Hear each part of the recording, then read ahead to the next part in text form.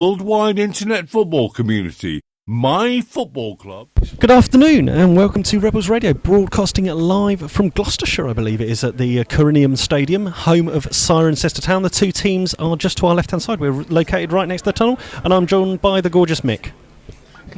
Afternoon, John. Lovely afternoon. Sun in our eyes as normal as we would be at home. Tunnel's out, so we can't see a damn thing because it's right in front of us, but we're just 10 yards to the left of the halfway line. This rather nice. Clerg, 9 Scott Harris, 10 Ed Smith, and 11 debut starting is Chris Henry. Apologies if you get any breaks in the stream today. We are suffering a little bit with poor 3G here, so yeah, please just bear with us and keep refreshing, keep resyncing. And the teams are just shaking hands away from us. Mick's just finishing off the last of his chips, and the pitch is in good condition. There's a bit of a slope, and there's a bit of a breeze from right to left as we look at, which goes down with the sand. The shed end to our right hand side is covered, and that's the only covered end at this nice stadium. As the tunnel to our left hand side just gets retracted, hopefully we'll be able to see a little bit more, Mick. Yeah, we can't see the left hand. We can just about see the left hand corner now. He's pushed the tunnel back. Linesman just checking the nets. Yeah, and on the bench today for the Rebels, I didn't tell you that, was 12 Tom Moran, 14 Liam Malone, 15 George Shaw, 16 Gurkham Gockman, and 17 Ben Edwards. Today's referee Matt Foley, assisted by James Keane and Luigi Lungarella, as the Rebels just warming up in the heart to our right hand side. Chris Henry going through a few last minute warm up exercises as Gary, the photographer's next season's team sponsor for their home shirts, is just taking a photo as the two captains get together. The rather different figures, the rather larger figure of Lee Henry, rather colossus, and Jamie McClurg just bouncing on his toes as the referee's just giving his last few instructions. Cirencester don't necessarily always have a big crowd, but hopefully it'll be decent today. And I'm sure it will be next week, because next week it's their 125th anniversary. And that's Alcy coming to town next week, and I think it's reduced admission prices for them. So Jamie McClurg looks to have won the kick-off toss, as it were, and so Slough will be shooting up the hill into the wind in this first half towards the shed end. And so they're lining up in what looks to be 4-4-2 formation, as one of our we normally do, as one of our commentary, some of our travelling fans just make their way through. Yes, I will. 12 o'clock coach to Hitchin next week, apparently, as we're just waiting for everyone to just settle themselves down. Once again, it looks like the figure of Nat Jarvis, who's top scorer for the Centurions, is lining up on this left hand side, looking as if they've got a set move already. The wind is just buffeting, so it'll be at the back of Cirencester this first half. The sun's just high up in the sky. It's not in our eyes just yet, Mick, is it? No, I think we should be alright at least till 5-10 minutes from time, if nothing else. So Cirencester with a kick-off. They're going to be shooting down the hill from right to left in this first half, looking to push towards that playoff place, and the ball's immediately hit out towards Jarvis, and Fraser's stepped away from it, let it go. The dugouts are a huge distance apart here, aren't they, Mick? I've never seen them dugouts like this before. They're both on the edge of each 18-yard box. So throw in from Fraser up in the direction of Harris, but headed away. Ball yet to settle, and there's a ball through, and Fraser's got to be alert as Jarvis is driving towards the edge of the box. Left foot volley. Tessett bobbles up awkwardly in front of Williams, who just palms it away, almost troubling the scorers initially. And Reshort just helps the ball on its way for Chris Henry for his first touch. Cuts inside, just gets chipped off a little bit, and awarded a free kick there. So a danger there, showing Jarvis what exactly he can do in that in the first moments. It was, but it was a very good save from Luke, because it did bobble in front of him. He did well. He pushed it out to his left, away from danger, and we did manage to clear it. So good start. That should give Luke a little bit of confidence early on, because it wasn't easy to deal with. A lot of the players, I think, have chosen studs, despite the fact it's a similar pitch to Holloway's Park, isn't it? It's quite firm out there.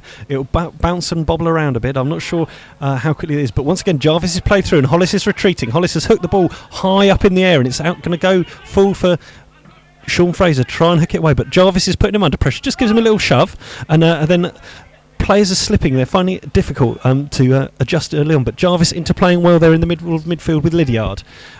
Now it's through with Parsons at the edge of the box. An opportunity for Brad Hooper potentially to cross the ball in. And two players go to ground in the box there as they collide with Rhys York colliding there, I think. And the referee has awarded a corner, much to the bemusement of the Centurions, who've started brightly. There were one or two Centurions wanted a penalty, but I think most of them realised it was actually a corner. I don't think there was any chance of the referee or linesman giving that. That was good defending as well. Yeah, as I believe that was Aidan Bennett who was under pressure there in the box from Rhys York, but there's going to be an outswinging corner, the first for the Centurions, driving it towards the far post, just over the head, just too high for Pritchett at the far post, but he's tried to keep it in, and he's managed to keep it in just for a throw and down on this near touchline, and Slough will hopefully have an opportunity to get the ball clear early on, but looking slightly into the sun is in the face of the home team at the moment in the first half. And the Slough fans away to our right side just start to make a little bit of noise as the ball's thrown in. Adam Martin gets his first touch, returning from suspension, but he doesn't do well, and it's ricocheted out to Cirencester, who'll build another attack from right back where Heron's on a little running field, cuts back, plays a simple ball out right to the feet of Wells, and Wells plays the ball down the line and stepped over, but good idea, and Cirencester certainly look like they want to play a bit of football here, don't they, Mick? Yes, they do. We've got to be very calm about this. We've got to defend well. We haven't done that in recent weeks, and we've got to nullify their attack. They're obviously wanting a promotion spot. We obviously want to stop them, and they really have to defend well. And it's Luke Williams with the goal kick away to our left. Yeah. Ball swung out to the left-hand side, and it's gone out of play all the way on the out, halfway line. Almost caught by Herring. It's going to be interesting to see how Luke strikes the ball in this first half, whether he's had any specific instructions to keep it low or anything like that, as the Rebel Army start to make a little bit of noise, but it's Cirencester asking questions again, but another long ball, this time gone through, all the way through, and Luke Williams will go and retrieve it. In these early stages yet to settle, but Cirencester definitely on top. Yes, they are. We've not troubled their goalkeeper at all. It's all been down in the Slough half, but we've contained them so far. Yeah, Jarvis having the real chance of note, and then a penalty appeal there as Rhys York collided with Bennett in the box. But we wait for Williams to get the play back underway. Williams fires the ball out left in the direction of Scott Harris. Scott Harris rises well, doesn't win the ball fully, but Adam Martin then plays a high ball forward, and Ed Smith's after it. He's chested it down, and it's cleared by left back Jones. And there's some asking questions there of the defence. It didn't look that solid then. No, they were a little bit lax there, and if Ed had got that under control, he could have had a shot on goal. Adam Martin, wearing the unaccustomed 6 today, tries to flick a ball through, just loses out now, but Rhys York has an opportunity, plays a very high skyward ball, and the Slough fans really finding their voice today. Perhaps they're being encouraged by some of the lager or beer that they've drunk prior to kick-off, as ball not spending a lot of time with the ball, and a long ball forward. Rhys York retreating down in the far right corner. Jarvis after him, and Rhys York just trying to use his strength, has to control the ball and concedes the throw in. But Jarvis making a nuisance of himself early on. He is, and I can vouch for the lager and beer that they drunk early on. Yeah, but Jarvis looking to add to his 20 goals so far this season. 19 of those coming in the league. He's. I remember him being a thorn in Slough's side in the earlier game this season, which Cirencester dominated, and won comfortably 2-1. It could have been a hatful on that day. Yes, I don't think the scoreline reflected the balance of play that day. No, and obviously both teams came up promoted last season. Slough via the playoffs route, rather via the back door, but Cirencester won and got promoted as champions from the South West Division. And again, they're putting pressure on Slough early on with Jarvis down the left-hand flank. He's going to play the ball back to Wells, but he's decided not to. Cut back in, try to cross it. Hollis clears it, only as far as the edge of the box. Jake Parsons tries to clear it, but shut down well. Henry finds himself in the right back position. Ball looked as if it went out, but Henry drives the ball forward for Scott Harris to chase. He's up against the captain Henry there, and Henry goes all the way back. Bobbling ball, well dealt with though by Garner in the goal, and the ball's fired all the way through, and it may be that Bennett can get on the end of it. It's just run over a little bit far, and it's a corner ball, as I think it just got a flick off Rhys York. Yes, it did. Yeah, it was good defending. I think he needed to get a little flick on that just to speed it up a little bit. And although we've conceded the corner, if he hadn't have done, I think the forward would have got to that one. Yeah, so once again, the big players are going up for Cirencester, who are pressing early on. They're trying to carry on this good form that they've had of late, winning 4 of their last 6 games, picking up 9 out of 18 in their last 6 home games. Another corner, a set move driven towards the far post. Free header back across, and it's headed off the bar, but away. They couldn't be any closer to troubling the scorers then, and Slough still struggling to get the ball clear, as on the far side Bennett's battering around the ball, but that was very, very unlucky for Siren early on. After all of 6.5 minutes, Slough struggling to get clear from this, and another ball driven into the Slough box, cleared out by Adam Martin, but it's a little bit of a siege at the moment. Slough struggling to get out of their half, and a long ball played forward, this time by Lydiard diagonally, and Jarvis just tries to give Fraser a shove, but the pressure will be relieved. But that was a great chance from Cirencester. They hit the bar and should have been ahead. A little bit more lucky, could have bounced down over the line, but the linesman was on line with that. It obviously didn't cross. No one appealed for a goal, but it must have been very, very close. Yeah, and Slough just not quite adjusting to the conditions yet as full, as that ball gets held up in the air from the Williams goal kick, and Martin's underneath it, but out jumped and out fought there by Brad Hooper in the middle of midfield, and once again the ball's through towards Josh Parsons, and Josh Parsons trying to keep it in. Jarvis now trying to get it across. McClurg picks up the ball, heavy touch though. Not what Slough need when they get what scarcity of the ball they have at the moment. No, he had a good chance there to control it and play it forward, and just pushed it out of play. Ball down the line to Jarvis. Jarvis seeing a lot of the ball in this first 10 minutes or so. Fraser comes in, clips it out, but it's going to be again another throw to the Centurions, who've started really brightly. This will please hugely Brian Hughes, whose team are looking to try and push for these last 7 games for a playoff spot. They'll be keeping an eye on some of their near competitors' fixtures. There's a long throw driven into the box. Jake Parsons hooks it, heads it away. Helped on its way by McClurg, but it's going to be clipped back in by Garner, and Garner's only found Bennett at the far post. His header wasn't on target as 2 Cirencester players collided, and Slough hanging on after 8 minutes. It still remains goalless here at Corinium Stadium. The wind doesn't seem as strong as it was at Bideford, but it's certainly having not quite as much effect, but it's having quite an effect on clearing the ball, unfortunately. It's Luke Williams with a goal kick away to our left. And the ball once again not just barely making the halfway line, as Ed Smith went in for a challenge there. He hasn't picked up the ball, and it'll be then down to Ian Herring again in the right back position to throw the ball down the line and try and put Slough under a little bit more pressure. They're playing with the hill and a bit of the wind. Jake Parsons tries to clip the ball out. Adam Martin takes a touch, but it's a heavy touch, and he's given the ball away there in the middle of midfield to Lydiard. Back, and now Cirencester asking questions as Fraser tries to clear it. York manages to get it further away, but Wells helps it back on its way, and now it's with Hooper, 30 yards from go to Lydiard. Lydiard plays a cross shot, would you say that was? Straight into the arms of Williams. Luke dealt with it very, very easy from 30 odd yards. Saw it all the way, nobody challenged him. It just ran through to him quite easily. Having not seen much of the Rebels in the last few weeks, Mick, what are you making of how they've started? Very tentative. They're not getting close enough to the opposition, to be fair. And yes, we are playing quite a good side, but I think we need to harass them a little bit more, and we need to show that we are there physically a little bit more. We need to be in there, not to the point of kicking lumps out of them, but we do need to make sure that they are aware that they are playing a fairly good side here. Yeah, I think it would be good to go into the game and maybe manage for 20-25 minutes and not concede and start to grow into the game, as Henry down the far left-hand side trying to put a bit of pressure on Herring, but Herring held him off well, and Cirencester will have the opportunity as the sun comes out. The referee just a little bit cautious and try to stop play from exactly where the throw is. This is where officiating just sometimes lacks a little bit of common sense, doesn't it? He was clearly behind where the throw needed to be taken, so why not let him get on with it? Well, yes, there is a case for that, I think. But Henry looks quite reasonable. He's only a little lad on the left wing. Come from Kingstonian.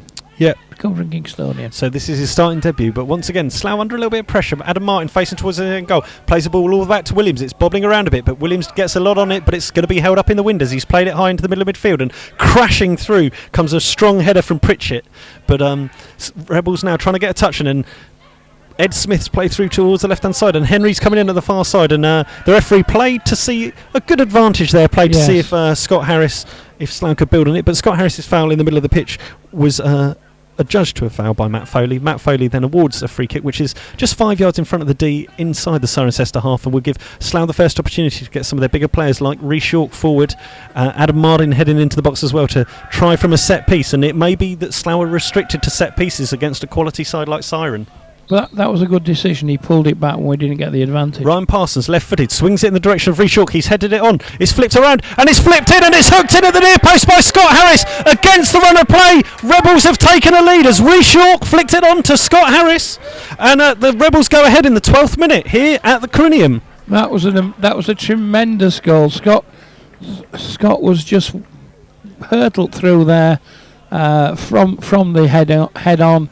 Nobody went with him, and a lovely start for us. That's against the run of play, yes, but that should give us a little bit of confidence. We now need to defend. Very much against the run of play, I would say. Scott Harris snuck in ahead of the keeper there, who was a little bit on his toes. Glingana, for me, I thought he could have come out a little bit quicker, perhaps. Yes, I just don't think he was expecting him to come through the crowd. And we're not going to complain. Cirencester may be stung into action. Scott Harris is the scorer, and so he scored the last 2 goals for the Rebels, having scored from the penalty spot. First goal in open play, and Ed Smith getting stuck in there. To Slough's confidence is growing by the minute. This has turned into a good game, and what will be a difficult test for Cirencester. Slough now on the ball with Jake Parsons onto the halfway line, looking to play a direct ball into a channel behind. It's going to get held up in the wind. Cirencester looking uncomfortable there and slashed away by Pritchett. And this is exactly what the joint managers from Slough would have wanted. It's amazing what a goal will do. Apart from clearing the ball, trying to get it over the stand there, Cirencester haven't touched it since the kick-off. And that's just a little bit of confidence that we needed.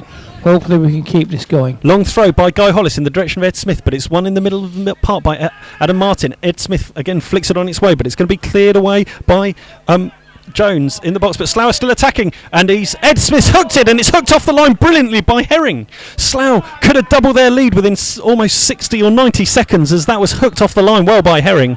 But what a chance again that time for Ed Smith. That was very well done. Yeah, I actually thought that was going to go in, but very, very good defending from Herring.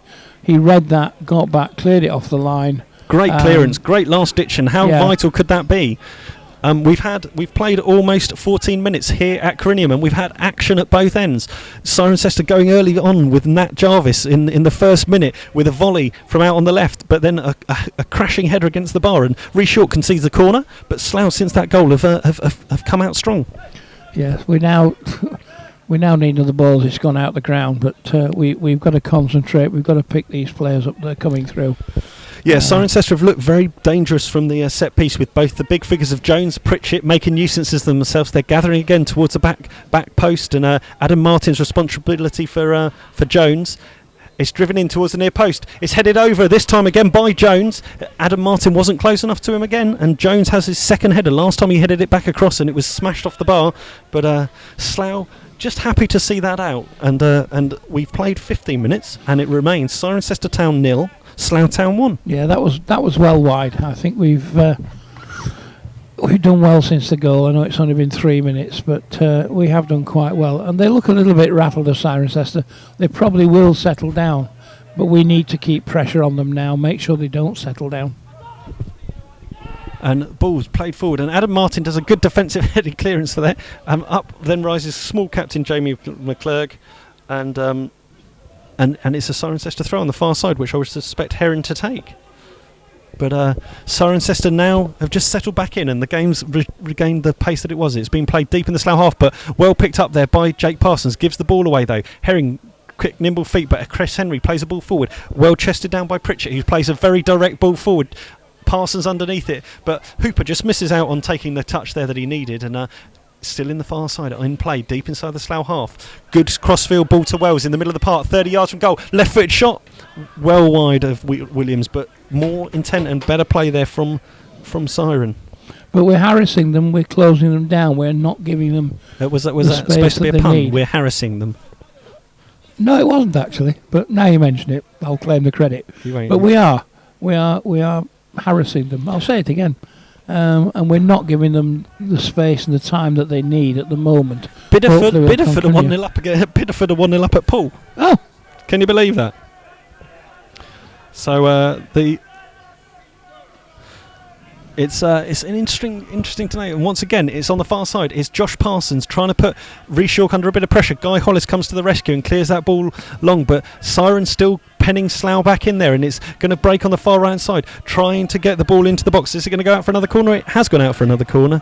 There's hundreds of corners happened so far. Yes, and somebody's thrown a ball very quickly onto the corner, but nobody's run across quickly enough to take it. Wells is lining this up again from the far right-hand side. It's Ben Wells with it on that side, but he wasn't quick enough to take it quickly. Ben Wells clips it towards the far post, unmarked, headed back across, and it's bounced in. It's palmed off the line once, and that was amazing. And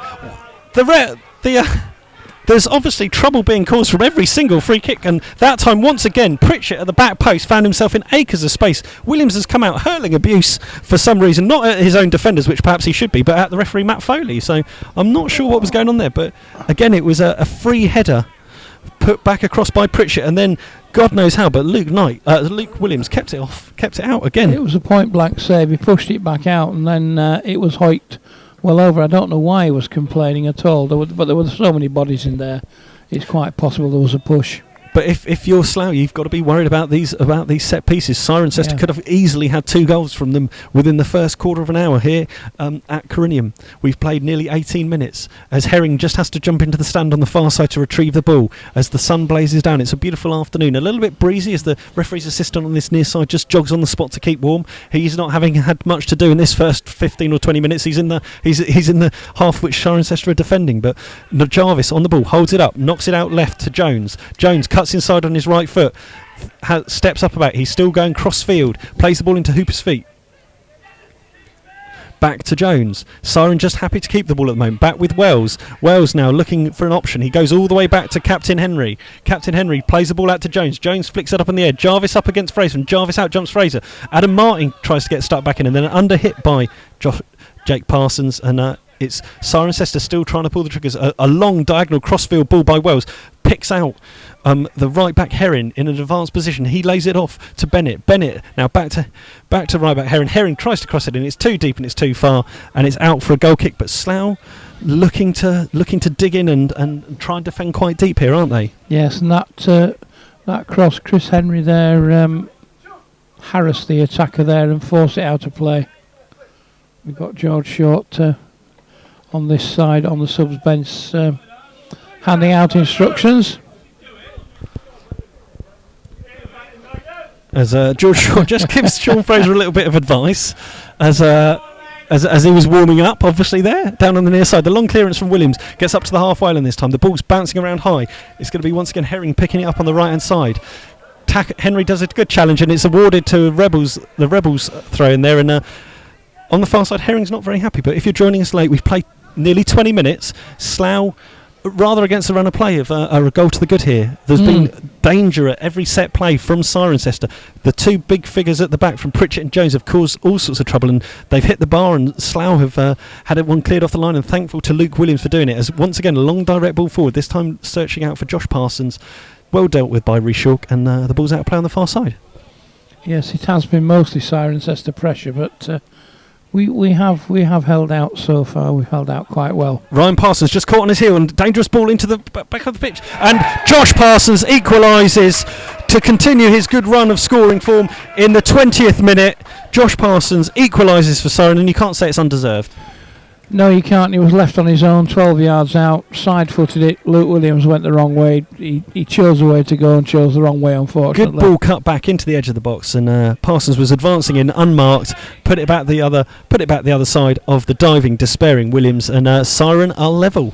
And we're back to where we started 20 minutes into this game, and that will just perhaps settle their nerves and put a little bit more nerves into Slough team now. But it's an open game at the moment, and it'll be interesting to see second half, and I think it will only be in the second half that we'll be able to tell how much of this breeze is actually taking effect on the game, as Chris Henry picks up the ball on the far side, looks to go for a little run, seemingly get blocked out, but nothing doing there. Only the Slough fans behind that goal away to our right hand side were interested in that. Once again, Siren going quite directly. Headed away by Guy Hollis, but there's plenty of place forward, and it's Parsons again, the goal scorer, smashes in. It's a deflected shot. It falls right at the feet of Williams, and Williams grateful to pick that up. There was a big gap in midfield from the defensive header then, and 2 Cirencester players went for it and weren't closed down. we have to be a little more aware of what's going on in that midfield. Williams plays a big up and under kick out of his hands, and Ed Smith coming back a long way to try and win it, but it's not one at all. And Rhys York manages to get on it, but Slough is a little bit like the Alamo, and it's almost a little bit similar to a pitch and a team that you and I were commentating on back in last April, end of April, early May, when Slough were playing a Kettering team who looked very similar to this team in terms of kit, and it was a very, very one-way first half, wasn't it? Again, and the conditions did play an impact. Wondering whether that will happen again. Actually, I think it was probably worse. Was that particular game? So I don't think we had a shot on target, did we? At least we've had a shot on target, and I think in the Kettering game, I don't think we got over the halfway line for 45 minutes. But the team talk at half time will be quite interesting, if nothing else. Yeah, and it will be interesting to see how direct Slough play in the second half, because Cirencester are playing very direct. As Adam Martin stretches well to win the ball, Ed Smith does well to step away from a couple of players, sets it out to Jake Parsons, who's got a bit of space and time in front of him. He's going to look to drive the ball into the box. It's coming out, and it's headed in by Chris Henry, and it's it's another goal for Slough. A terrible goalkeeping decision there from Garner. What on earth he was doing coming out there? And Chris Henry, on his first starting debut, scores his first goal for the Rebels. Goalkeeper and defender got mixed up. I think originally the ball probably half hit Chris Henry. I don't think he deliberately went for it. I think he was there, but he made sure it went in. So against the run of play, we are 2-1 up, but we're not going to complain about that. So Slough retake the lead on the 23rd minute. Chris Henry scoring his first goal for the Rebels with a poor mix-up in the Cirencester defence. As I think the wind played a part in that, because a curling cross from Jake Parsons, I think Garner thought he could come and get, but it just blew away from him slightly, and Chris Henry got there.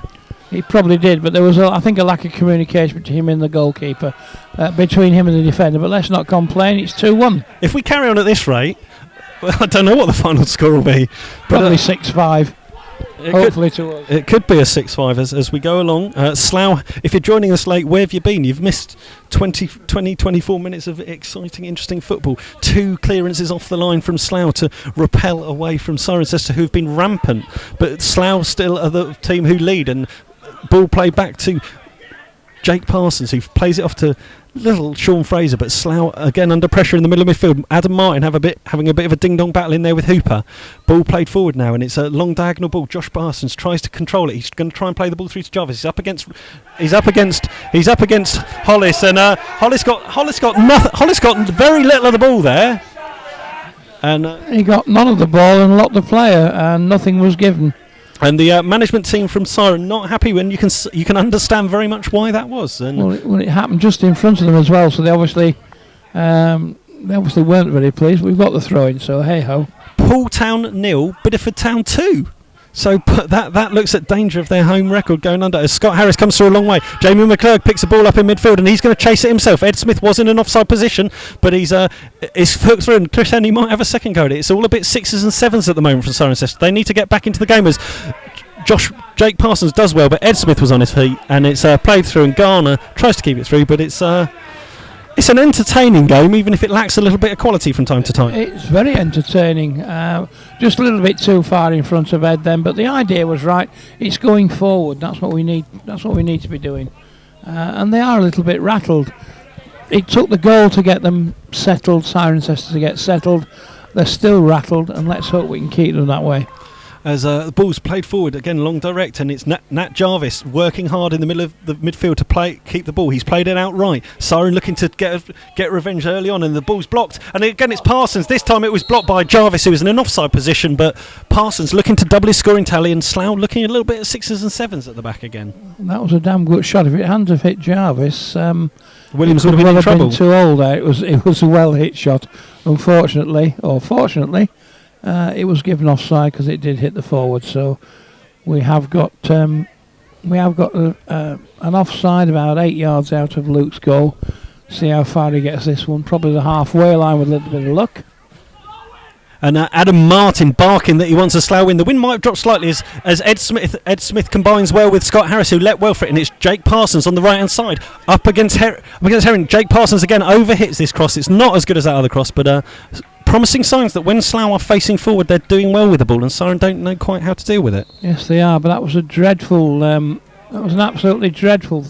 And cross. And once again, Matt Foley, the referee's been a little bit pernickety about exactly where he wants right back Herring to take this throw in from. He's literally a yard away from the corner flag on the very far right hand side, and he's just pushed him back there. And Herring's going to nick a few yards here. As he wants, and he's thrown with the ball with the wind at his back, and it's bounced into a few players. Adam Martin battling hard in there against Hooper. Long crossfield ball, and again it's seeking out Jarvis. Jarvis against Fraser, and Jarvis does well, but Hollis comes across strongly, and it's Hollis against Jarvis. They're battling hard, but Hollis has done well. They've won the throw for the Rebels, as Lydiard was just a little bit unlucky there, Lydiard, don't you think? Yes, he was a little, but let's not complain about it. We're 2-1 up. We've got the throw in just in front of us there. Guy Hollis with a long throw down the line, searching out Scott Harris, and Scott Harris getting climbed over a little bit there by Lydiard, but by Pritchett, but ball's come through, and Adam Martin just looked like he got caught. Chris Henry playing on, there was nothing doing there. It looked like a dive, and Henry up against on the far side. He's going to try and cut the ball, and he's cut it in. It's too deep over Scott Harris's head, but the Rebels pressing now a little bit more as we near the half-hour mark in this game. It was Slough 2, Cirencester 0, and it hit off the hand definitely there as well. So I don't think it was intentional. It was. And no, someone said something, and referee's not very happy about it here. Matt Foley's calling over one of the Cirencester defenders. Josh Parsons coming in to have his say-so as well, as the referee's sending away the rest of the players, and it's going to be the first caution of the game. For obviously, I think it was all mouth. It wasn't for the handball itself, was it? No, it wasn't. I think he complained about it. But the player jumped up, arms were out. It was a definite handball, and it was 2 yards outside the penalty area. You can understand him in a way complaining because they're under pressure at Cirencester, but he's picked up a booking. Yeah, he's booked Herring on in the 28th minute. Herring's been booked for what I would say must be dissent, as Jake Parsons has a free kick a yard outside the box, right hand edge. Lots of Slough players forwards. He's curled it towards the far post. It's a free header away. Jake Parsons is going to have another bite at getting in. Good first touch. Hooks it over the defender Josh Parsons, but it's Wells on the ball now, and Wells tries to clear it long. He's cleared it up to Jarvis's feet. Good touch by Jarvis. He's just helped it on his way. And Guy Hollis slightly asleep on his feet, and he's got to be awake. And Williams is coming all the way across, and he's going to do the sensible thing and blast it clear, well out the ground. But that was at least solid defending from Slough. That was good keeping from Luke. He came right out of his goal. He knew what he was doing, and when he knew it wasn't going to run out of play, he's taking the hit for a throw-in. That's fair enough. So we're nearing the half-hour mark in this game. It's been a game with 3 goals in the first half hour. 2 of them to Slough, 1 of them to Cirencester. Slough taking the lead on 2 occasions, but the team from Gloucestershire are still fighting back now. As a short throw there on the near side by Jones, deep inside the Slough territory. Jones is going to look to drive a ball into the box. He's driven it into the near post, well away by Sean Fraser, but Jones is going to have a second bite, and Jake Parsons needs to get back at him, just taking it under control. It's bounced around, and it's a throw into Slough, so Guy Hollis will once again try and relieve the Slough pressure, as Luke Williams just quickly goes to give Reece York a drink, as Slough still under a little bit of pressure here, and Guy Hollis not really speeding up too much. And he's arguing with the referee. He's just having a little chat with Matt Foley about it in particular, but Guy Hollis in no particular hurry with his throw, as the 2 Slough joint managers to our right side both looking quite content at the moment, and Adam Martin just got a little bit of a shove there, and ball's at the feet of Josh Parsons. Josh Parsons back to Nat Jarvis, off the bottom of Jake Parsons, and out for a throw. There's too many Parsons on this pitch. Far too many Parsons. Not enough Vickers. And Adam Martin blasts the ball forward, and Ed Smith's onside, and Ed Smith's through 1-on-1. Coming back is Henry, but Ed Smith scored a third for Slough, but he looked to me like he was offside by a yard or so. And Ed Smith triples Slough's lead in the 30th minute. Well, yes, he did look, but the linesman was bang on line with it.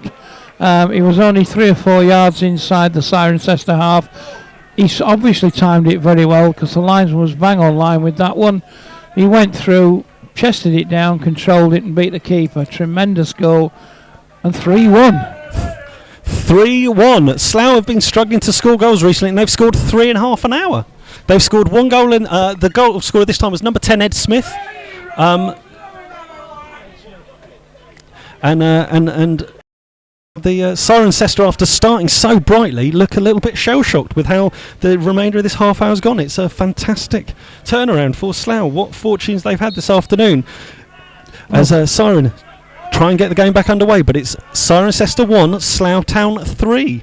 31 minutes played, and a cynical challenge in the middle of midfield there by Jamie McClegg, just blocking out play a little bit. much to the frustration of Herring, the right back, who's already been booked. He can't do much more talking, No, he can't. or he'll cause himself some more problems. But this will give an opportunity for Wells to pump the ball into the box. And Cirencester will want to know where it's all gone wrong. Yeah, I mean, Slough, if I'm honest, haven't had to work very hard for their 3 No, they goals, have they? No. So, ball drilled in towards the far post, and Jones is up at the back post, but it's ricocheted around, and it's driven back in, punched away by Luke. And Slough trying to run it away. Adam Martin trying to run it away, gives a cynical shove in the back to Herring, and that's a bit stupid of Adam Martin, but Herring now just once again trying to referee the game. He seems to want to referee as well as play right back for.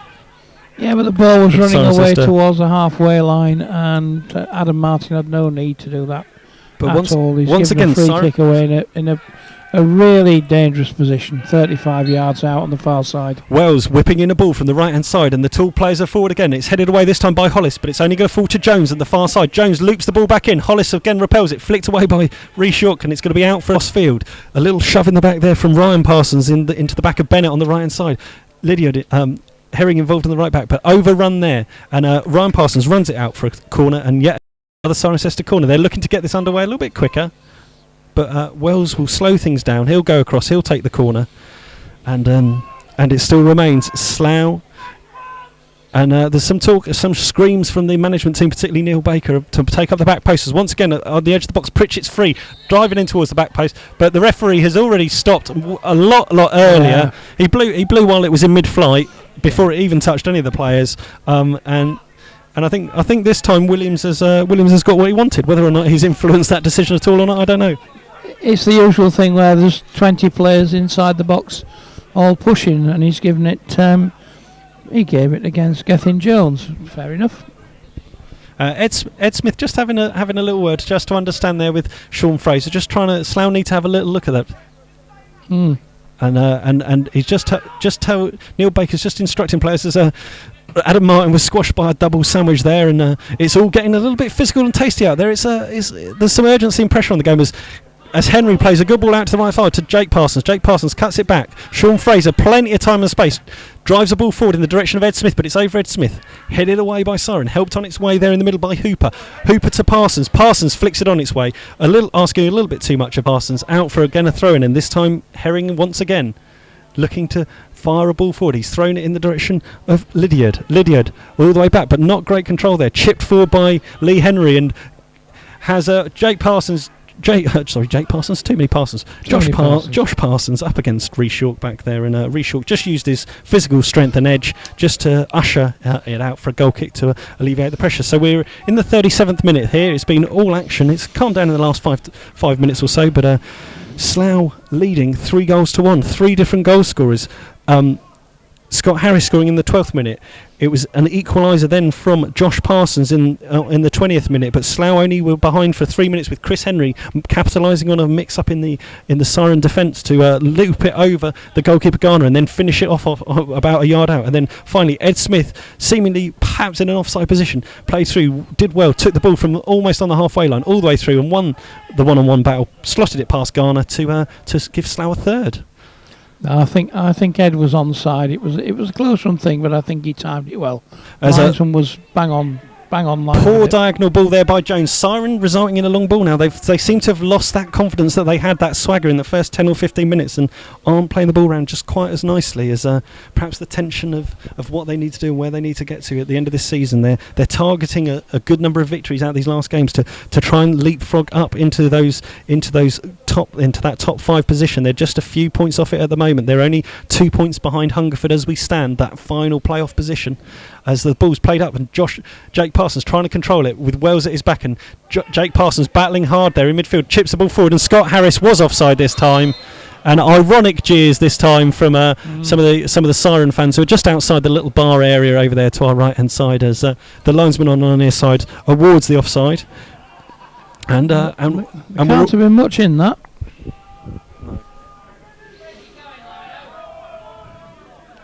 I don't think the Lions was going to put his flag down while Garner's standing about 5 yards ahead of it, if I'm honest. He's given up. the referee's assistant on this near side gives up. Jones heads the ball down from the long clearance, and it's safely behind for Williams. And Williams is not in any particular rush again. A few of the locals getting a little bit restless now. Yes, I'm not. We'll probably end up with 2 minutes of added time, as you say. There's been no physios on.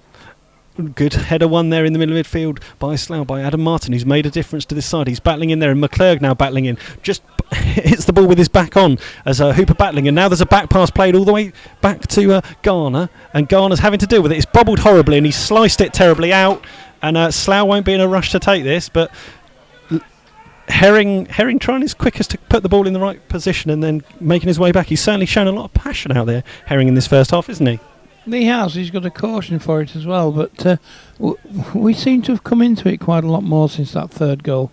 We're still under pressure, but we have shown a lot more promise in the second. Slough since the third goal. deep in the siren half at the moment. And Scott Harris tried to play a ball in. There's Harris just levered Herring off the ball there onto the ground and allowed Henry a free header. So he was penalised there by referee Matt Foley, who I don't think's had many in this first half. No. As we go into the final 2 or 3 minutes, a long free kick from Garner inside his own half. Free header for Adam Martin, who directs it well to Chris Henry. And Chris Henry's looked to play a ball in behind to Ed Smith. And Ed Smith's running around, and Garner's his toes and drives the ball down. Bit of a snapshot. Would have been a wonder goal if it had gone in. But he had plenty of time then. They might rue that chance with a bit of luck later on. Well, there's been a few chances that if Siren had just been a little bit more clinical, some of these chances from the set piece, one that they hit straight at Luke Williams, another that came crashing back off the bar and down on the line and was cleared away by Slough. Those two chances, although they happen in the first 10-15 minutes, will be clinical when it comes to the end of the game. As a long clearance there by Williams, Scott Harris underneath it, but well won in the middle by Cirencester. It's now with Hooper, who tries to help it on its way, but it's blocked well, and Chris Henry now picks it all up. Just gets clipped away by Hooper. Kind of an old-fashioned cynical foul there. As we I don't think there was much in it, but it was definitely a free kick. Rhys Shawk once again bombing on, making his way forward. He's caused a nuisance of himself on that far position, and Jones, the left back, has probably looked more threatening going forward than he has been better at defending. As we're in the final minute of the first half here. Slough have a free kick 10 yards inside the Cirencester half, far left pitch. Chris Henry still seems to be just fiddling with his boot down there. Can't see exactly what's going on. I think his boot came off with the tackle. So we're obviously not. We're not going to take the Clergy just shouting to Adam Martin and Guy Hollis, and the locals are just shouting and screaming at him, and they're not very happy. And Lydiard is having a little word, as is Herring again, who's already been booked, and Henry's just made his way forward as a little baby gets pushed across in front of Pram in front of us, but Ryan Parsons, left-footed, will swing it in. It's getting held up in the air towards the edge of the box. Rhys Shawk helps it on its way. It's into the box. Jones slices one, and it's not cleared well. He's going to have a second bite at the cherry. He's hooked it back over his head. It's going to bounce out, but attacked well by McClurg, and McClurg driving towards the edge of the box. He's round Jones. He's clipped it off. He's just been clipped as he was, but good effort there from McClurg. Good willing and good fight that hasn't been really evident of Slough over the last few weeks. That was good running. I think Guy Hollis has had a very, very solid first half. I don't want to put the mockers on him, but I think he's been very, very solid at the back. Henry's still fiddling with the boot over there, not quite ready. We've played 35 seconds of additional time so far. The referee's just signalling to his linesman. I think this is going to be it for the first half when this clearance goes.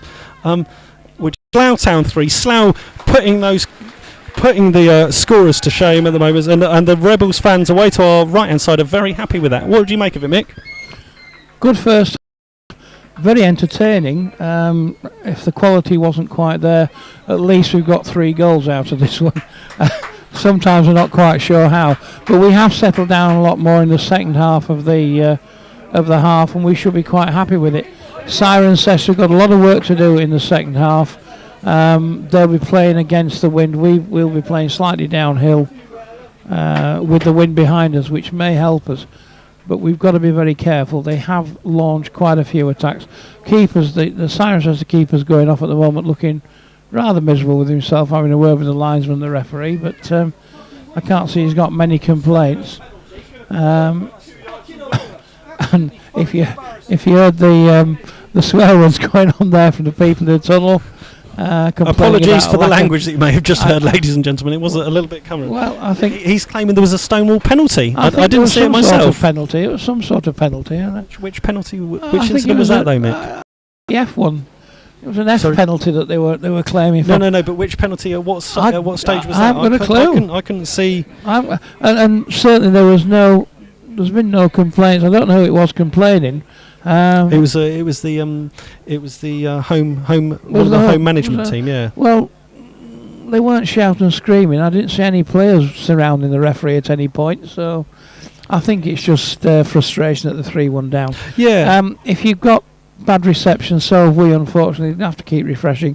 We're not on Rebels Radio today because this must be a bad spot for the Internet 3 connection, unfortunately.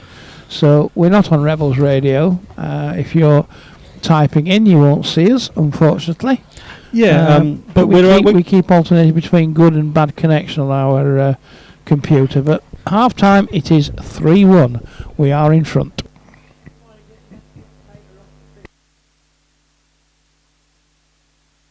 Hello and welcome to Rebels Radio latest interview. I'm joined by Slough joint managers Neil Baker and John Underwood. How are you, gents? Very well, thanks. Yeah, good, John. Yourself? Yeah, not too bad at all. So how's the week been? Training? Yeah, trained well this week. We've been saying recently we're not on a great run. It's about working hard as a group, getting together, and we certainly did that this week. The last couple of weeks training has actually been really good. We've had a positive couple of weeks really, so yeah. I think the lads are keen to put things right, and we are. And certainly watching us train Thursday night, for example, you wouldn't think we're a team that's struggling on for results and struggling for confidence. No, yeah. the quality was good, the work rate was good. A few lads got game time this week as well? Yeah, we had Gurkhan went and got another 90 minutes, and Reedy, scored again. Yes, he scored a training, but obviously it's a different type of confidence at times. So hopefully we'll. Positive signs though on that are yeah. From last Saturday. We went 2 down and we battled back and we got a goal and we were close to getting a point. We're vast improvement last week, and and if something does go against us today, we expect to see that kind of backbone that they showed last week. Yeah. What are the key messages you're going to be kind of telling the boys in the change room before the match? What key messages to try and get in their heads? Well, I think with every game in this league, we can't just expect the things to turn around. It's not. No one's going to gift us. Cirencester aren't going to gift us 3 points today. So first and foremost, you have to go and work for everything we get today. But we've picked a more attacking lineup today, and I think the message is to go out and play and enjoy it, and try and play with a smile on their face. And we're not ones that are going to put lots of pressure on them today. We want them to come and have a go, and if they work hard and they have a go and they're positive, and we get that little bit of luck that we've not been getting, then hopefully it'll go for us today. Okay. What do you make of conditions finally on the pitch? It's quite a bob. It's similar to Holloway's Park in a bit of ways. It's quite dry. It looks quite hard, but it's also a big old breeze. Yeah, it's a bit breezy. Pitch is nice. It's every pitch is going to be a little bit bobbly, but we're aware. It's yet another tough game in this league. We keep saying it. It's a very tough league, but we know that things will turn for us because we've got good players in the squad, and these runs don't go on forever, and as long as we keep working hard, it will turn. And hopefully that's today. Talking of players, what's your starting 11 for today? We decided we're going to go 4-4-2 today. We want to go and have a go at Cirencester. There's no point coming here to come for a draw or anything like that. So we're going to give Chris a start on the left side, and Jake on the right side, and Jamie McClurg and Adam Martin in the middle, which will give us bundles of energy. We're going to keep with Scott and Eddie, who we actually both thought did quite well against Truro. Thought Scott came into the game, and obviously Eddie's got class. So those two, and then back four sort of picks itself really with Billy got injured, obviously Fowles got injured, so you've got Ryan, Sean, and then Guy and Reese really. So yeah, I mean we feel relatively strong today. It is about confidence. It's about taking our chances. If we can get an early goal, it gives us a chance, and it gives us something to sort of grow into the game with. But if it goes the other way and we concede early, then you could be in for another tough afternoon, because confidence is key in football, and at the moment they're not. We talk about obviously confidence in training, but obviously it's a different type of confidence at times. So hopefully we'll. Positive signs though on that are from last Saturday. We went 2 down and we battled back and we got a goal and we were close to getting a point. So we're vast improvement last week, and and if something does go against us today, we expect to see that kind of backbone that they showed last week. Yeah. What are the key messages you're going to be kind of telling the boys in the change room before the match? What key message are you going to try and get in their heads? Well, I think with every game in this league, we can't just expect the things to turn around. It's not. No one's going to gift us. Cirencester aren't going to gift us 3 points today. First and foremost, you have to go and work for everything we get today.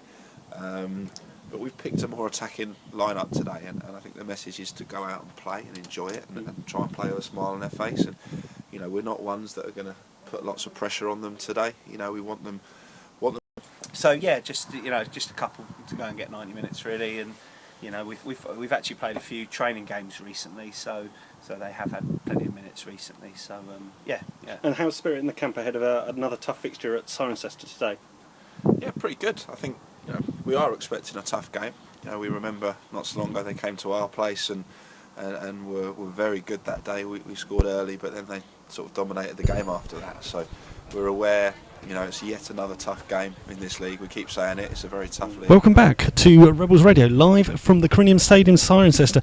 The bell has just been rung by the referee, so the players are making their way back out for this second half. The half-time score is Cirencester 1, Slough Town 3. Amazing score. Apologies if there's any disruption to the service. There is a little bit of a dodgy 3G signal going on here. I'm joined to my right side by Mick. I'll take you through the two teams. Firstly, as it was from kick-off, Cirencester wearing red and black. They'll be shooting from left to right in this second half, up the hill and into the wind. Have Glyn Gardner in goal. Ian Herring, number 2. Gethin Jones, number 3. Number 4, Mark Pritchett. 5, Matt Lydiard. 6, Lee Henry. He's captain. 7, Brad Hooper. 8, Ben Wells. 9, Nat Jarvis. 10, Aidan Bennett. And 11, Josh Parsons. Ian Herring got booked in the 28th minute, and Josh Parsons scored the Cirencester goal to level it at 1-1 at that stage in the 20th minute. On the bench for Siren is number 12, Jordan Ricketts.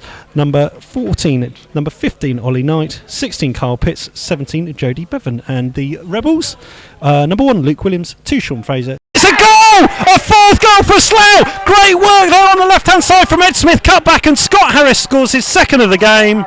Scott Harris scores his second of the game in the 47th minute. Slough score their fourth. And what a start to the second half for Slough. Well, that was a lovely cross from Chris Henry. He beat the defender, low cross into Ed. Ed turned it across the goal, and Scott was there to put it in at the near post. That's a fabulous start, and a 3-goal lead now. Half-time team talk's done well.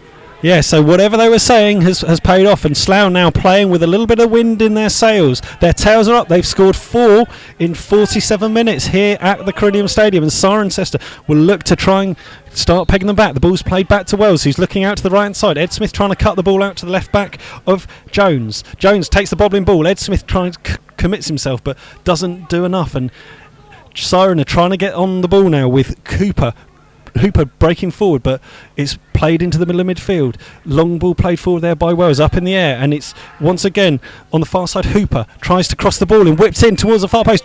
Good header away, but it's smashed in off the post. It's smashed off the post, and it's just away, and it's still at the edge of the box. Good save away by Luke Williams, but it was a shot, I think, from Bennett, was it, that smashed off the right hand upright? Yes, it was. And that powered in and dropped out to 18 yards. That was a... What a shot that was, and what the fine margins in this game are, with Bennett smashing the ball off the post in the 48th minute, all the way across goal, with Williams beaten. Williams got up well and saved this follow-up rebound, but Siren certainly asking questions there, and at that point Hooper was instrumental, but Slough now looking to clear their lines. Jamie McClurg gives it a touch to Fraser hooks the ball up in the air, and now Scott Harris got a little bit of a shove in the back there from Lee Henry, but Henry headed it out, and Slough will have an opportunity to clear their lines now. If you're joining us late, the score is Cirencester 1, Slough Town 4. Slough Town 4. And credit to Luke Williams for the follow-up save there, because he got it well and he did save and push it away. Some of the other half times in the division I'll run through for you when we get a moment of peace and quiet if there's an injury or something like that. As McClure plays the ball out to Jake Parsons, he clips the ball into the corner. Has Ed Smith interesting, solid basic defending from Pritchett, but Siren are on the back foot here a little bit. Yes, they are. That was they had a division as they were. Biggleswade 0, Banbury 0, Burnham 0, Histon 1, Cambridge 0, St Neots 0. Chesham 1, Arlesey 2. Other result, Chippenham 0, Truro City 1. Cirencester 1, Slough 3 at the time, but Slough 4 now. Dorchester 0, Frome 0. Dunstable 1, Hitchin 1. Poulton 1, Weymouth 0. Poole, surprisingly, 0, Bideford 2, and Redditch 0, Corby 0. Are those half times in the division, which we'll all keep an eye on. Please do tweet us at MyFC Rebels Radio. Let us know what you're doing, where you're doing. As Reshort wins a header on the edge of his own 18-yard box, heads the ball out, but it's going to be again a long throw from Herring. Fires it into the feet of Parsons, but in comes Adam Martin, hooks the ball in. It's not going to go out initially, it's going to go out just in line with the dugout. It's not making its way out quickly, and it's going to be Garner, shut down by Ed Smith, and Garner. And the referee's assistant slightly confused. They're getting an absolute verbal volley from Ryan Parsons, but for some reason just trying to back Herring in down there in the right hand corner, and it's fired over. Ryan Parsons flicks it on. Jamie McClurg now tries to underneath it, heads it unknowingly back, helped on its way by Guy Hollis, but again Herring, who's been everywhere, beats two players up on the halfway line, plays a direct ball in the direction of Jarvis. Hollis gets in the way of it. Now it's to Jake Parsons. Jake Parsons hooks the ball up in the air. It'll be wind assisted, fly down. Ed Smith getting a lot of running in this second half, and is controlled and defended well there by a combination of Wells and Pritchett at the back. Pritchett forward to Hooper. Hooper then going to have an opportunity to play a diagonal ball in behind to Bennett, in behind Ryan Parsons. There's a combination, and Parsons does well, gives a big old shout there, gives a bit of a mouthful to Williams, who was coming out towards to defend under pressure here, to try and maintain this promotion push. They've got this playoff pushing. Yes, it's not much of a push today, to be fair to them. No, and there's some other interesting games. All these games, for many of the teams pushing either at the top or bottom of the table, mean a little bit today, and Histon winning isn't really helping out Slough's position. Fraser plays the ball forward, it's chested away, edge of the box. Adam Martin played a nice ball out to Henry, who's in acres of space, will look to drive into the box. He's running forward, he's tried to step away, a good useful toe in by Herring, but Henry still in the far left hand corner. Adam Martin for support. Chris Henry nutmegs Herring, a good strong tackle coming back from Lydia just as he was about to pull the trigger, but exciting play there from Henry, showing his class. Yes, he's quite nippy. He's only a little lad. One could say bandy-legged. Isn't everyone little compared to you? Yeah, probably. I meant in the tall direction, not the wide direction. To be fair, John. So one of Slough's first corners of the game. This second half, it's going to be. I'm trying to see who it is. I think it's going to be Jake Parsons with it. Right-footed in swinger towards the far post, well punched away by Garner, flicked it on its way, and it's going to now be a long throw on that far side, which Hollis might well stay up and take. Yep. He's not in a hurry to make his way over there, is he? No, he's already wasting time. We're on the second half. Yeah, we've played 10 minutes of the second half. It remains Cirencester 1, Slough Town 4. Scott Harris with a brace so far. Other goals by Ed Smith and Chris Henry, making his full debut. And Siren committing players forward. They're leaving 3 forward. They might need a shout. They might need a shout to get another player back in case Siren break. But the ball's ran over a ball into the box. Sets it up on his right foot, curls it in. Scott Harris rises well, but it's hooked away at the by Herring, but only as far as Adam Martin. Back to Chris Henry. Chris Henry's enjoying a lot of space. Back heels it well. It's asking a lot of Ryan Parsons. He's going to get there. Great closing back by Bennett, and what great defending. All round good football there. That was very good move, and a good back heel from Chris Henry. Good move from Ryan Parsons. He seems to be moving back now, is Ryan Parsons. Seems to be okay. Back, kick, though it's a very dangerous position. Wells again in swinging far side. He's going to put it in a dangerous position. Williams is under no pressure on his line, and he's going to look to get play underway quickly. Perhaps he's going to roll it out. It's going to be opportunities for McClurg if he can get the ball forward quickly. Out to Ryan Parsons. He's asking a lot of him. He's controlled it on the halfway line. Slough looking confident. Their tails are up here. Good little ball off to Henry. He controls it well. Does 2 nice little tricks there. Beats Bennett well. Continues to go past, but good strong play by Herring, who's been one of the best players on the pitch, to Wells now cuts the ball, looks for a long diagonal to Jarvis, asking a lot of Jarvis, but Fraser's going to pick that ball up. He's probably going to watch it out, wind down the clock a little bit. And on Twitter, the Mrs. Underwood's very happy. She's very excited about the results so far. I've seen her on Twitter tweeting support, and Slough retweeted it. So Mrs. Underwood, hello out there if you're listening in, wherever you may be. And this is exactly the tonic that the team ordered, as a long cushioned volley through from McClurg goes all the way through to Garner, away to our left hand side. As it's just a little bit chillier now with the sun gone out of the air, hasn't it, Mick? Yes, it has. We've got dark clouds coming over. At least the sun's not in our eyes, but yeah, it has got a bit colder. In the Corby game, in The keeper's gone through as Parsons looks to slide it past, and he scored. He got a ball played through. Hollis was caught the wrong side of him, and it's a second goal for Parsons and a second goal for Cirencester in the 60th minute. So in the 60th minute, Cirencester half the lead with Parsons once again on the score sheet. So he scored in the 20th and the 60th minute, and their tails up now as they trail 4-2. Little bit of a lack of concentration there. As I say, he got the wrong side. Nothing he could do about it, and Luke had no chance at all. Guy had an open goal. He came out to the edge of the 18-yard box and just had the ball slotted past him as he got the wrong side of Hollis. And Jamie McClurg trying to put a bit more impetus. Jarvis with two players in close attention does well. Breaks away from Fraser down towards the byline. Strokes it in towards the near post. Two Slough players challenging at Bennett's feet, and they're appealing. I'm not sure what for, but I think it's a corner on the far side. Yeah, just a corner.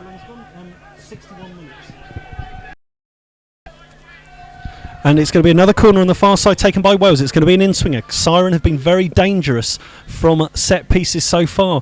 All the big players have gone forward. Pritchett, Henry, Jones, all looking dangerous. Whipped into under the post. It's punched away well by Williams. There's a number of bodies on the floor, but it's going to fall back out to Wales. Edge of the box. He pulls the trigger. He sliced it. It's going to go out for a throw. What an awful shot that was. And he wanders forward to take it from where he wanted to. Headed on well by Bennett. Cleared long and high by Hollis, retreating Henry all the way back, and Ed Smith just having a little bit of a nudge there, and it's going to be another corner to Slough. Slough asking questions. They're playing the conditions well in this second half with the wind, with the slope. They're just going to look to ask some more questions. Reece York just signalling what type of corner he wants, and Jake Parsons is best to deliver it. The Rebels away to our left start to make a bit of that noise. They've taken a bit of sting out of it now of Slough with getting this corner as well. One of his worst today to try and give him the ball back quickly. But the latest score, Cirencester 2, Slough 4, a goal apiece. This second half, 1-1 in terms of scoring is Herring fires a long throw in, headed well away by Scott Harris at the near post. Headed up in the air, Harris is going to have another go at it. Just put off slightly, but Adam Martin, great pass out left to Chris Henry. Henry just helps the ball on his Wells is still back there. Bit of a lift on him, but Jamie McClurg just overruns it in the middle of midfield. It's Wells on the ball now, out to Herring, and Herring, good closing down there by Chris Henry on Herring. Because Herring's becoming more and more influential as the game goes on. And McClurg just bundled into the back of Josh Parsons there, so it's going to be Slough need to watch some of these set pieces because they're under a lot of pressure and under a little bit of danger from it, aren't they? Yeah, they're giving free kicks away now in quite dangerous positions. Ball driven in, and it's going to be a corner potentially, conceded though, but kept in well by Henry, and Parsons. Henry plays it off to Parsons, and Parsons toe punts the ball away under 9 style up to the halfway line. Decent control on the halfway line by Lydiard, who fires the ball out right in the direction of Jones, but well won by Reece York, who's trying to fight his way to get to the ball. It's all a little bit harum-scarum, and Scott Harris, despite both teams screaming for the referee to get it, Scott Harris comes away with the ball, passes it out to Jake Parsons. Fraser now chips the ball forward. There's not an awful lot of Slough players for it, but it's kind of into an area of no man's land down on the right hand side, and it's going to go out for a throw-in on the far side. Slough just looking to alleviate the pressure, make the most of this hill as this second half progresses. Redditch 0, Corby 1 is another goal. So Corby still putting pressure on. If the things stay as they are, Corby will return to top of the table at the end of the day. Despite having played 2 games more than Poole, who seem intent on slipping up slightly today. As McClurg trying to get the ball on the halfway line under control. Fraser chips the ball forward. Ed Smith attacking after it. Headed back well though by centre back Pritchett, and it's going to be Garner underway to try and get things going. And we're about to have a Cirencester substitution. It's as though Brad Hooper will be coming off, and number 14, Jacob Davidge will be coming on. So off comes Hooper, and on comes Davidge, and Davidge. He's not the tallest lad in the world, is he, Davidge? You're really sizist today. Did I tell you that? At least I've not mentioned his turquoise boots. They're going to play almost a 4-2-4. I think I just heard their assistant shouting. Well, I think they've got to go for goals, haven't they? They need the goals. So it's going to be almost a 4-2-4 formation now for Siren. So So it's basically a man-on-man at the back position, so it's going to be interesting. I think this game might have some more goals in it if it's going to stay 4-2-4 with a... It looks as if it's going to be probably Wells. Henry wins that header again, as York does again at the back, and this time Adam Martin runs well, flicks the ball on. Adam Martin getting really stuck in there, headed well back with assurance by Jones, and it'll go all the way back to Garner, who Siren now playing a little bit more direct football with 4 players up, and Rhys York wins it. It's very much 4-on-4 at the back. Josh got double goal scorer Josh Parsons with the ball in the middle of midfield, looking to try and play Davidge on that far touchline, left foot across towards the edge of the box. Bennett tried to get underneath. Back is Herring towards the ball and chips it back deep across. Fraser gets in the way of it. It's a great block by Ryan Parsons from Jarvis, 5 yards out to prevent a certain third for Siren.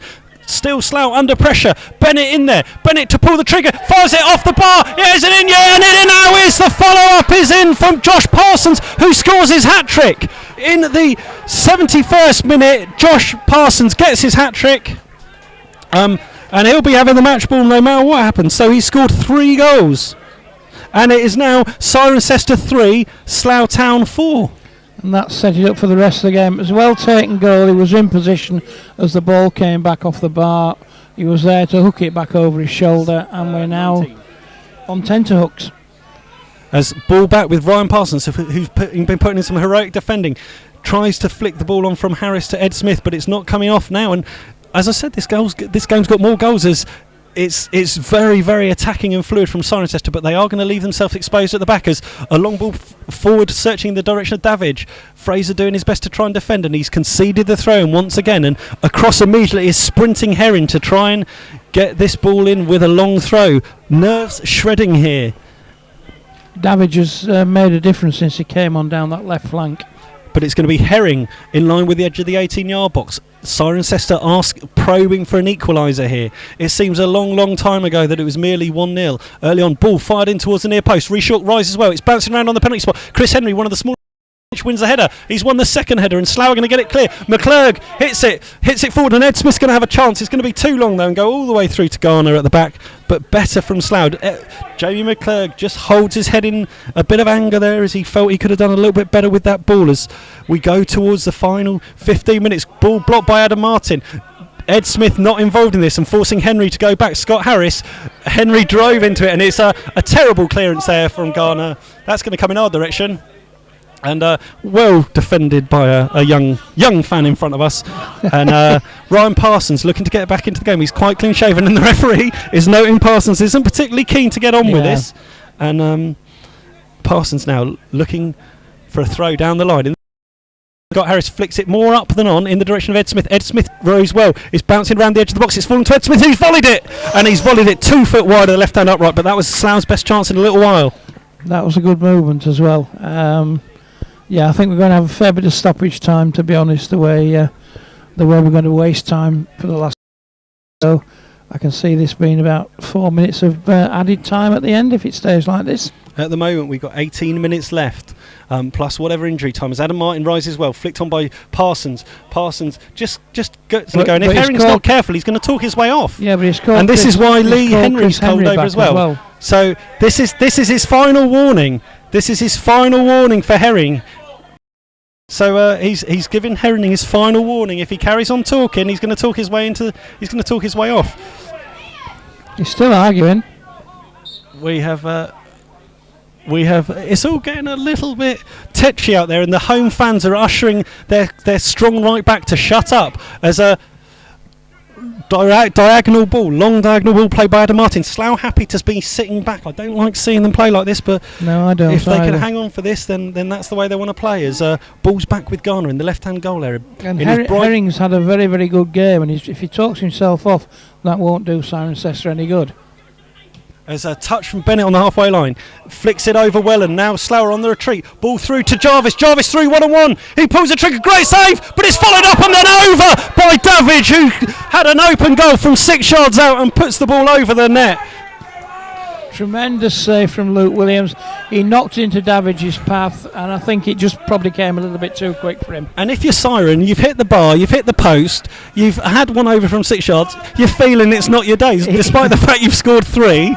No, it's definitely not your day, is it? Unfortunately, but you've got to be hanging on a little bit. But dearie me. As both sides. Fans are getting very animated in this great game of Evo Southern League football. As Scott Harris just got a little shove there from Henry. It was quite a blatant one as ball's fallen to Jones, who slams the one up with his left foot. He slammed it out of play. Slough will use the time wisely. Cynical tackle by Herring, who hopefully is a bit mouthy here, might get himself sent off. He certainly had to go up the line. He certainly had to go up the linesman there. But yes, that was good skills there as well. And now McClurg and Parsons on that far right hand side, close to the far touchline, stood over it. Slough not committing so many players forward. They're leaving quite a few back. Malone just sitting in front of a back three left back. He's chipped it in, headed it in by Ed Smith, but wide of the goal. But a decent chance again from Slough. But it's a goal kick to Siren as we go into the final 10 minutes. Cirencester 3, Slough Town 5. I think both sides have threatened this half. Cirencester probably a little bit more than we have, but at the end of the day, you've got to put them in, haven't you? And yes, they've hit the post, they've hit the bar. We've had some good saves from Luke. We've had some very good defending, and that's one of the keys. If you don't defend well, opposition scores goals, and we have defended quite well. Yeah, I think Slough just tiring a little bit as Jarvis played forward. There's hundreds of players bombing forward, but a poor ball in from the left-hand side by Jarvis. Williams falls on it. Hat-trick scorer Josh Parsons going to be terribly unlucky to score a hat-trick and be on the losing side potentially. Just making Williams honest so he gets on with it, and he drives the ball forward in the direction of Ed Smith, but it's too direct all the way forward, and it's got Garner scampering away to his left-hand side to control it, quickly running it up towards the edge of the box. It's all hands to the pump at the moment for Siren as we go. We've got 7 or 8 minutes of normal time left. Forward from Garner. Ryan Parsons, free header, heads it in the direction of Ed Smith. Ed Smith just gets enough on it. Jones, who's now playing centre-back for Siren, flicked on by Jamie McClurg, and Ed Smith after it is finishing out the goal, and outcome, good use of the head by Garner. 10 yards outside his box, he heads it up in the air and sets Siren away. Siren looking for option. Malone gets straight involved in the game, just uses his strength well, battles well, calms things down, gives it to Parsons, who chips the ball into the middle of midfield. 2 players collide, and Jones just tries to win the ball. McClurg making a nuisance of himself. McClurg still all over Jones. He's ushering him away from goal. He's backheeled it inside. Henry hooks the ball down the line, flicked on to Jarvis. Jarvis is offside, and in comes Fraser at the far side with a strong tackle. Bennett's not very happy about that, but Slough a little bit lucky there to hang on there, Mick. Well, if you stand in an offside position, that's what happens, and unfortunately he didn't look across the line, just like Ed did. And on the balance of play, maybe it should have been a draw, but is that one of the Cirencester management team here, because he looks decidedly glum? Yeah, I think that might well be. He's looking. He's not happy. It's still Biggleswade 0, Banbury 0 in a relegation battle there. As the ball's cleared long by Williams, headed up in the airway by Lee Henry. McClurg jumps up well against right back Herring, and Herring now on his feet, battling hard for the ball, but Adam Martin gets involved. Herring's playing game of crab football you've ever seen this afternoon, and it's now cleared long by Jones, but only as far as Parsons. Parsons helps it on its way. Lee Henry, poor touch, no rush from McClurg to take this, and the Rebel Army away to our left hand side are happy as we've got 3.5 minutes plus injury time to go in this game. Herring's had a very, very good game, and so has Captain Henry. Yeah, there's been a few strong players there. Yes, they have. And Lee Henry on the ball, chips it up the line, but only as far as Parsons. He has a little bit of a heavy touch. Parsons chips it in the corner. That's asking an awful lot of Chris Henry, but they're going to box them in down in this left-hand corner. Slough are going to be happy to play down this area. Frome have scored against Dorchester, so I think it may well be that Dorchester are going to suffer a home defeat potentially as the ball's fired up the line. Ryan Parsons, Ed Smith flicks it on, brilliant feed for Jake Parsons, who's clear, 1-3. Edge of the box, great challenge there by Jones, but it's had another 2 touches. He squared it, but to no one in particular. It's going to fall to Ed Smith, who side foots it straight into the feet of Garner, but that should have been 6 for Slough. Well, the Cirencester manager's given up. He's gone into the dressing room, but we had 2 or 3 chances there, and Ed should have scored, but very good goalkeeping. Keeper stuck his leg out and pushed it wide, but I'm afraid Ed should have done a lot better with that one. Ed should have scored with that, and Brian Hughes has clearly seen enough. He's left after 87 minutes. He's gone back into the changing rooms. He's not a happy man at all. as Slough keeping the ball in the far corner, just cutting it back towards Chris Henry. They've given the ball away, and now Slough will have to defend hard, as it's going to be 4-on-4 at the back if they can get the ball away from their feet. Adam Martin just knocks Knight off the ball rather delicately in the middle of midfield, but it's still not clear. It's on the edge of the Slough box. It's Josh Parsons up against Ryan Parsons. There's plenty of bodies in there. Malone does well to clear the ball. Adam Martin uses his strength well, and now it's Herring, edge of the box. Strong tackle coming in from Malone, and he got the ball brilliantly, and Herring's moaning again. Chris Henry's got the ball on the halfway line, exactly where Slough want it, holding the ball up. But it's with Fraser again. Slightly heavy touch. Hat-trick scorer Parsons on the ball. Plays it out left to Lydiard. Plenty of space. Fires it out left to Knight. The young, slight run round the edge of Parsons, but Parsons keeping him honest. Back to Henry, but Hollis smashes the ball forward, and it's 1-on-1 at the back. It's Jones and Ed Smith. They might leave a little bit of friendship on each other here as Jones heads the ball, looking like he's trying to head it out for a corner. It's he's just managed to keep it in the area, but we're into now additional time here at Corinium Stadium. Cirencester's playoffs hopes may well be dented from this potential home defeat unless they can pull something out the back as Rhys Short rises well. Jones dives to the floor as Ed Smith raises his foot, but it's all breaking up the play. Yes, it's dangerous play, indirect free kick, but time running out now. And so the games, there's not too many games left, unfortunately, this season. Garner smashes the ball right deep into the Slough box, headed in and across. It's hooked by Bennett straight into Luke Williams' arms, and that was fortuitous. That was summed up the afternoon. It smashed off him, ricocheted up in the air, and Luke Williams is holding on to the ball. We've played 1 minute of additional time here. We're going to be going into a second or third, and Slough just slowed it out. Malone and McClurg in big conversations there. There's all sorts of conversations going on in the middle of the park back there for the Rebels, as Henry on Henry again, and Lee Henry heads the ball out, and Jake Parsons has been influential in the last few minutes. Just levers Davidge off the ball down on that far side, and it'll be a Slough throw just inside the siren half, and Fraser's in absolutely no hurry to take it as Billy Jeffries and young Oscar Betts make their way across fielders. Fraser throws it down the line. Chris Henry, who's found himself on the right wing position, great feet, running down, gives it to Jake Parsons, far side. Jake Parsons chips the ball in the direction of McClurg. That right back, who's almost been one of the man of the match, is Herring to throw the ball short forward in the direction of Lydiard. McClurg getting involved and getting in the way, and Adam Martin's going to pick up the ball on the halfway line. A little bit of space, cuts it back well, but ricochets nicely to Jake Parsons.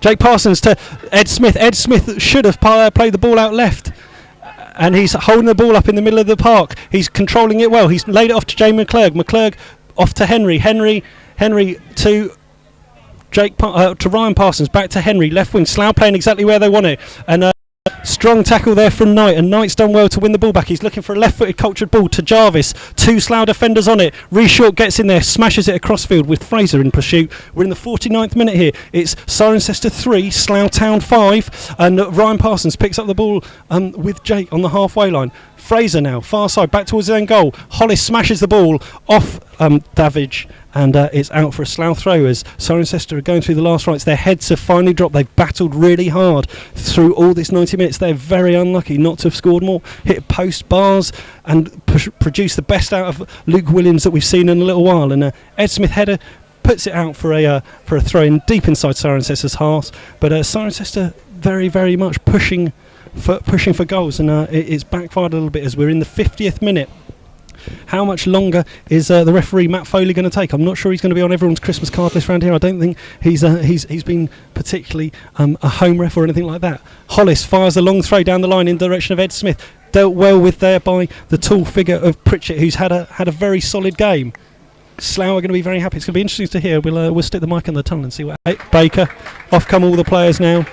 Referee seems to be having a gentle time at the moment. There doesn't seem to be any particular players. One of the Cirencester management team just wants to go over and a word with the assistants and things like that. So Adam Martin looks very, very happy as the players just make their way down the tunnel. Yes, I think that was a good 3 points there. Cirencester conceded 5 on Boxing Day at home to Banbury, but they normally don't concede very many goals at all, so they'll be disappointed. We'll be obviously pleased. We don't often score 5, especially the way the form's been going recently. So that was a tremendous performance all in all. Luke Williams, fairly good game in goal, saved us once or twice. Guy Hollis was enormous at the back. He was tremendous at the back, wasn't he? Yeah, he was. I thought he had a fabulous You know, game. there was a few players who certainly put their hand up as